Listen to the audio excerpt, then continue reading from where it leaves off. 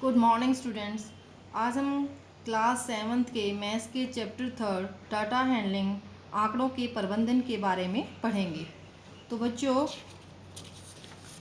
सबसे पहले प्रश्न बनता है आंकड़े क्या होते हैं। जैसे आपकी टीचर ने टेस्ट लिया और आपके मार्क्स 20 मार्क्स का टेस्ट था और किसी बच्चे के 10 मार्क्स आए, किसी के 20 आए, किसी के 15 आए। जो मार्क्स बच्चे ये आए हैं इन्हीं को हम आंकड़े कहते हैं। आंकड़े मीन्स डाटा।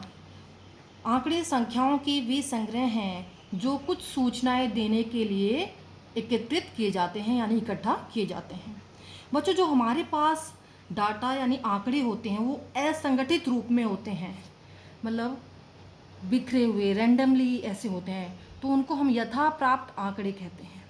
तो किन्हीं भी आंकड़ों से अर्थपूर्ण निष्कर्ष निकालने के लिए हमें उन्हें क्रमबद्ध रूप में संगठित करने की आवश्यकता पड़ती है। तो क्रमबद्ध रूप में संगठित करने का मतलब है जिस तरह जैसे मैंने यहाँ पर एक ये सारणी यानी टेबल बनाई हुई है। मैंने कक्षा जो 7वीं है उसके 30 बच्चों से पूछा कि उनको कौन कौन सी मिठाई पसंद है। तो बच्चों ने बताया कि जैसे उनको 11 बच्चों को लड्डू पसंद हैं, 3 बच्चों को बर्फ़ी पसंद है, 7 बच्चों को जलेबी और 9 बच्चों को रसगुल्ला पसंद है। तो बच्चों, जो मेरे पास ये जो आंकड़े आए 11, 3, 17, ये क्या है? बारंबारता है। एक्चुअली बारंबारता वह संख्या दर्शाती है जितनी बार कोई एक विशिष्ट प्रविष्टि आंकड़ों में आती है वो क्या होती है? बारंबारता। यहाँ पर जो लड्डू है वो पसंद करने वाले बच्चों की बारंबारता कितनी है? 11 है। इस प्रकार की जो सारणी या टेबल को क्या बोलते हैं? बारंबारता बंटन सारणी। अब बच्चे देख रहे हैं यहाँ भी मैंने ये ऐसे डंडे डाल रखे हैं, ये क्या है बच्चों? इनको बोलते हैं टैली मार्क्स यानी मिलान चिन्ह। तो बच्चे आप ध्यान रखेंगे यहाँ पर 4 तक तो हम सीधे डंडे डालते हैं, जैसे 1, 2, 3, 4, और हर 5वें डंडे को इस तरह टेढ़ा कैंसिल करते हैं। तो इस प्रकार जैसे 7 को रिप्रेजेंट करने के लिए 1, 2, 3, 4, 5, 6, 7, ऐसे 11 को रिप्रेजेंट करने के लिए 1, 2, 3, 4, 5, 6, 7, 8, 9, 10 एंड 11। तो बच्चों, इस तरह से बारंबारता को में जो मिलांजन बनाने के लिए हम अगर इस तरह से निशान डालेंगे तो ये प्रोसीजर हमारा गलत होता है और हमें ऐसे इसको कट करना चाहिए। ये हमारा मिलांजन के लिए सही तरीका है। उसके बाद बच्चे, एक शब्द आया है परीक्षण यानी ऑब्जर्वेशन। तो बच्चों, जो हमारा डाटा होता है, जो हमारे आंकड़े होते हैं, उनके बीच में जो संख्याएं होती हैं, एक्चुअली वही हमारी ऑब्जर्वेशन या परीक्षण है। यानी कच्चे आंकड़ों का प्रत्येक संख्यात्मक तथ्य परीक्षण यानी ऑब्जर्वेशन कहलाता है। अब हम पढ़ेंगे अंकगणितीय माध्य या औसत। एक्चुअली ये दोनों सेम ही बातें हैं। अगर आपके प्रश्न माध्य निकालने का आता है या औसत का आता है तो दोनों का सेम प्रोसीजर है। यहाँ पर जो माध्य निकालने के लिए फॉर्मूला है, सभी प्रेक्षणों का योग यानी जितनी भी ऑब्जर्वेशन है उनका टोटल करना है आपने। नीचे है प्रेक्षणों की संख्या, जितनी ऑब्जर्वेशन है उससे हम डिवाइड करेंगे। आप याद रखेंगे माध्य हमेशा सबसे बड़े और सबसे छोटे प्रेक्षणों के बीच में ही आता है।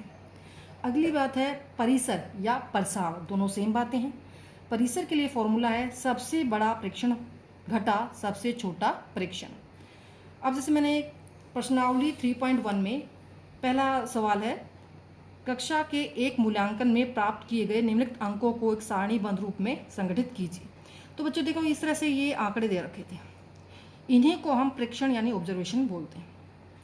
इनको सारणीबद्ध करना है तो बच्चे पहले मैंने यहाँ इसमें से छांट लिया सबसे छोटा अंक कौन सा है और सबसे बड़ा अंक कौन सा है। हम इनको एक तरह से आरोही क्रम में लिख लेंगे। हमारे पास सबसे छोटा 9 था, सबसे छोटा 1 है और सबसे बड़ा 9 है। मैंने इस तरह से अंक लिख लिए। अब मैंने देखा 1 कितनी बार है इन आंकड़ों में। एक ही बार था, तो बारंबारता 1 की कितनी होगी? 1। 2 हमारा 2 बार है, 3 1 बार है, 4 3 बार है, 5 5 बार है। इस तरह से इसको हम कंप्लीट कर लेंगे। टोटल हमारा 20 है। ऐसे हम इनके मिलान चिन्ह डाल लेंगे। अब इसमें आगे पूछा गया सबसे बड़ा। जब हम इनको आरोही क्रम में लिख लेते हैं तो सबसे बड़ा और छोटा प्राप्त करना बड़ा ही आसान हो जाता है। तो सबसे बड़ा हमारा क्या हो गया? 9, और सबसे छोटा क्या हो गया? 1। फिर पूछा था परिसर। परिसर यानी सबसे बड़े में सबसे छोटा वाला अंक घटा देंगे, वो हमारा परिसर हो जाएगा। फिर निकालना है माध्य।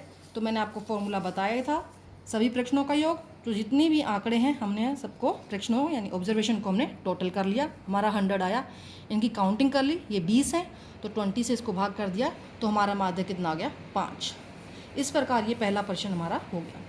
अब तीसरा प्रश्न है, प्रथम 5 पूर्ण संख्याओं का माध्य ज्ञात कीजिए। सबसे पहले बच्चों आपको पता होना चाहिए 5 पहली पूर्ण संख्याएं कौन सी, क्योंकि बच्चे इसी में गलत करते हैं। वो क्या करते हैं, 1 से स्टार्ट करते हैं, वो गलत हो जाता है। याद रखें, पहली 5 पूर्ण संख्याएं 0 से स्टार्ट होती है। 0, 1, 2, 3, 4, ये 5 हो गई हैं। आप क्या करेंगे, माध्य निकालना है, सबको टोटल करेंगे। टोटल हमारा 10 आया, क्योंकि ये 5 है, 5 से डिवाइड कर देंगे तो हमारा माध्य कितना आ गया, 2। अगला प्रश्न था, निम्नलिखित सारणी प्रत्येक खिलाड़ी द्वारा 4 खेलों में अर्जित किए गए अंकों को दिखाती है। अब पूछा गया था ए द्वारा अर्जित औसत अंक। ए ने 4 खेल खेले हैं, 1, 2, 3, 4, तो औसत निकालना है। यहाँ पर औसत और माध्य सेम बात है, चारों खेलों के अंकों को जोड़ देंगे और 4 से भाग कर देंगे, तो ए का औसत अंक आ गया 12.2। फिर पूछा है इसी तरह बी और सी का निकालेंगे। बी ने यहाँ पर चारों खेल खेले हैं, लेकिन बी में जो पहला खेल है उसमें 0 अंक आए, तो बच्चे खेला तो है उसने खेल, तो इसलिए जब इसका औसत निकालेंगे चारों के इनको अंकों को जोड़ेंगे और 4 से भाग करेंगे। सी ने क्या है, तीसरा खेल खेला ही नहीं है, तो इसका अगर औसत निकालना होगा तो हम पहला, दूसरा और चौथे खेल के अंकों को जोड़ेंगे और 3 से भाग करेंगे, ये याद रखें यहाँ पर। और सबसे अच्छा प्रदर्शन जिसका माध्य सबसे ज़्यादा होगा, क्योंकि यहाँ पर ए का माध्य 12.5 है, सबसे ज़्यादा है, तो ए का प्रदर्शन क्या रहा, सबसे अच्छा। अगला क्वेश्चन है 9th, 10 लड़कियों की ऊंचाइयाँ दी हुई हैं यहाँ पर इस प्रकार। तो प्रश्नों को हल करने के लिए सबसे पहले हम इनको आरोही क्रम में व्यवस्थित कर लेते हैं। सबसे छोटा 128 है, हमने लिख लिया, ऐसे हमने इसको आरोही क्रम में लिख लिया। पूछा है सबसे लंबी लड़की की ऊंचाई, सबसे लंबी यानी जो सबसे बड़ा क्या, 151, तो 151 सेंटीमीटर हो गई। सबसे छोटी लड़की की ऊंचाई, सबसे पहला अंक हमारा 128 है, 128 सेंटीमीटर। परिसर का फॉर्मूला हम डिस्कस कर चुके हैं, सबसे बड़े में से सबसे छोटा अंक घटा दिया, हमारा 23। फिर है माध्य का फॉर्मूला डिस्कस कर चुके हैं, सबको जोड़ लो। कितनी संख्याएं हैं, 10 हैं, 10 से हमने भाग कर दिया, 141.4 सेंटीमीटर। अगला क्वेश्चन है, कितनी लड़कियों की ऊंचाई माध्य से अधिक है। माध्य हमारा कितना आया, 141 यहाँ है, और कितनी की ज़्यादा है, तो हम काउंट कर लेंगे 1, 2, 3, 4, 5, 5 लड़कियों की ऊंचाई माध्य से क्या है, ज़्यादा है। तो इसी के साथ बच्चों प्रश्नावली हमारी 3.1 कंप्लीट होती है। तो थैंक्स।